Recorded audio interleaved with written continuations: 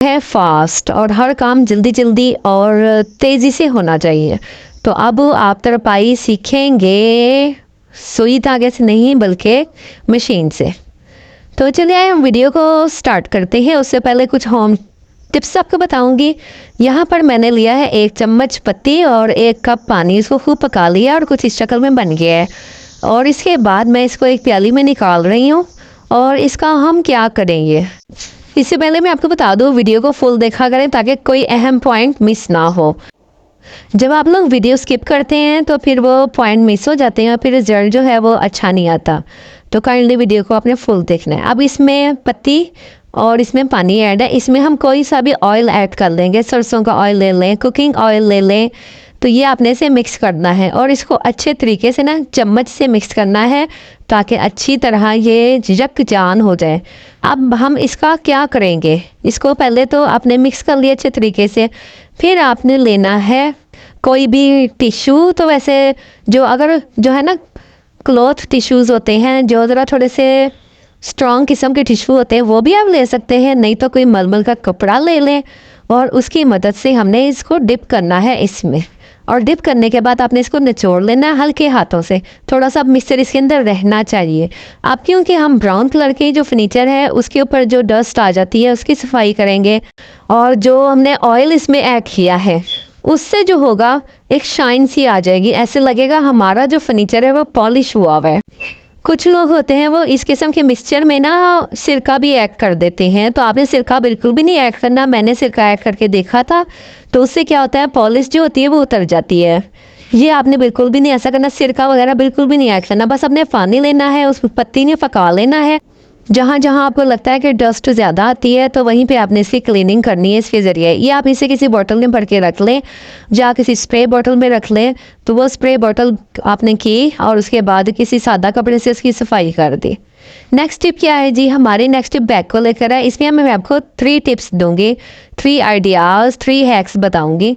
वो ये है कि पहला ये है कि हमारी ज़िप अक्सर जो है ना वो रन नहीं करती। वो हमारी ज़िप आड़ आड़ के खुलती है जिसकी वजह से हम अपने बैग्स को साइड पे डाल देते हैं, ख़राब हो जाते हैं। तो ये बैग मैंने अपना जब सही करवाने के लिए भेजा, इसकी ज़िप ख़राब हो गई।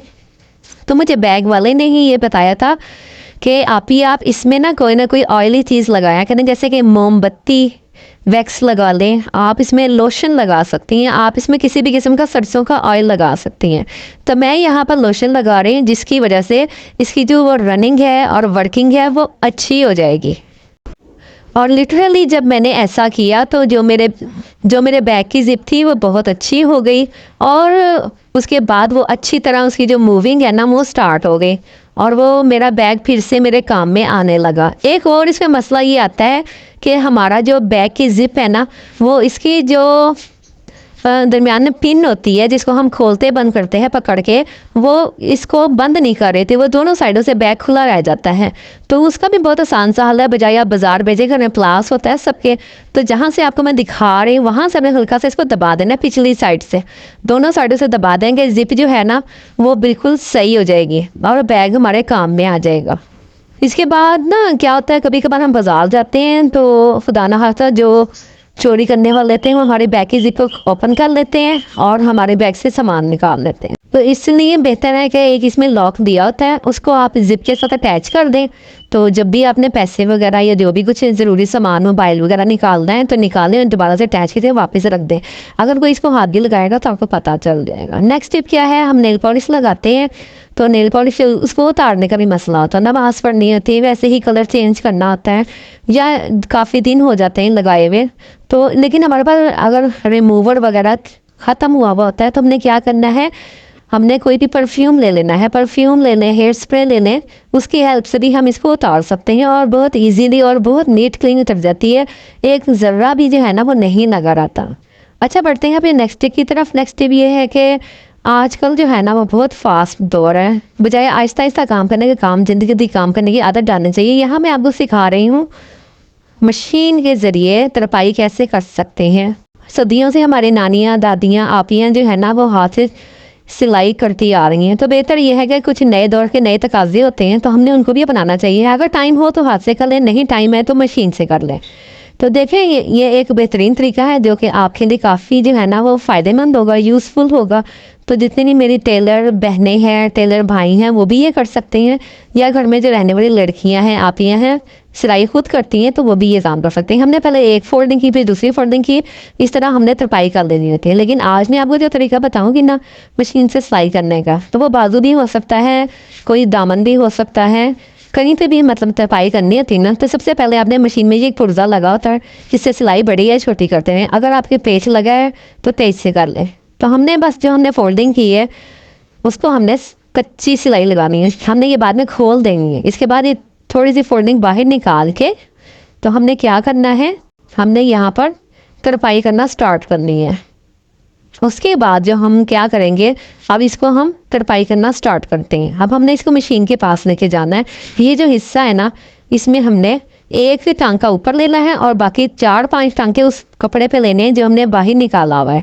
ये जब आप देखेंगे और खुद से करेंगे, पहले आपने रफ़ किसी कपड़े पे करना है, फिर आपने जिस कपड़े पे नीट काम करना है ना उस पे आपने करना है, ताकि आपके हाथ में ना नीटनेस आ जाए, रवानगी आ जाए और आपका जो है ना हाथ चल जाए मशीन के ऊपर।